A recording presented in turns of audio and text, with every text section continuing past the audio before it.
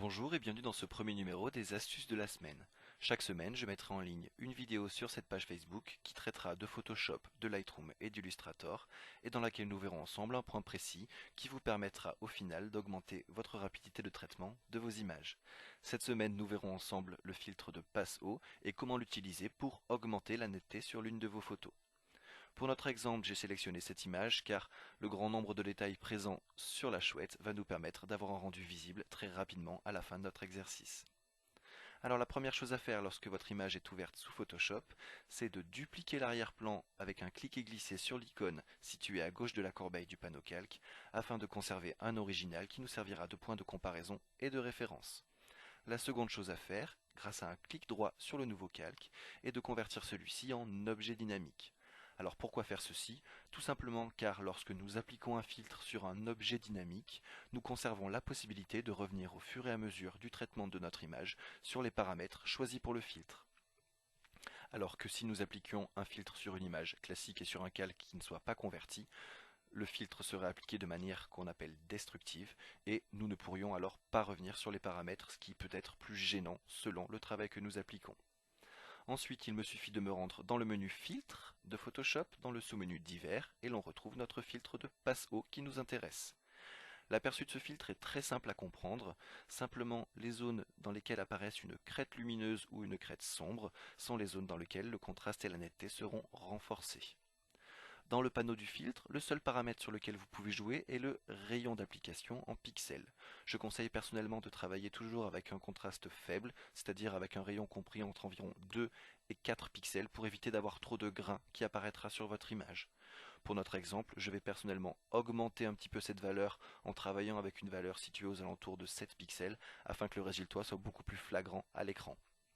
Je valide ensuite et vous voyez bien dans votre panneau calque que le filtre est apparu sous forme de filtre dynamique, apparaissant juste en dessous du calque et que grâce à un double clic sur le nom de ce filtre, je peux revenir quand je le souhaite sur les paramètres que je lui ai appliqués.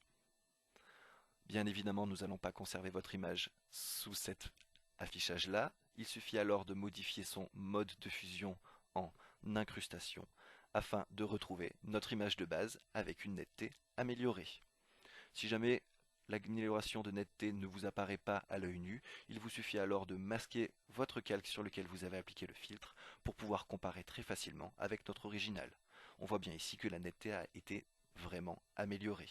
Si jamais vous ne souhaitez pas appliquer ce filtre sur l'ensemble de votre image, n'hésitez pas à créer un masque de fusion que vous trouvez sur ce bouton dans votre panneau calque et qui apparaîtra juste à la droite de votre calque. Il vous suffit d'imaginer que c'est une page transparente dans laquelle il vous suffira de peindre en noir sur les zones dans lesquelles vous ne souhaitez pas appliquer votre filtre. Je choisis donc mon pinceau avec une couleur noire en premier plan. Il ne me reste plus alors qu'à peindre sur mon image les zones dans lesquelles je ne veux pas appliquer mon filtre de passe haut. En l'occurrence, je souhaite conserver le flou sur mon arrière-plan et donc ne pas y renforcer la netteté et conserver simplement l'application de mon filtre sur la chouette. Je peins donc rapidement, pas besoin de vous embêter à faire un détourage complexe avec n'importe quel autre outil. Peindre simplement en noir peut suffire. Vous faites très brièvement le tour de votre sujet pour occulter le filtre sur l'arrière-plan. Vous voyez bien sur l'aperçu du masque de fusion que les zones en noir correspondent à l'arrière-plan et le filtre ne s'applique pas sur celle-ci. Par contre, il est conservé sur notre chouette.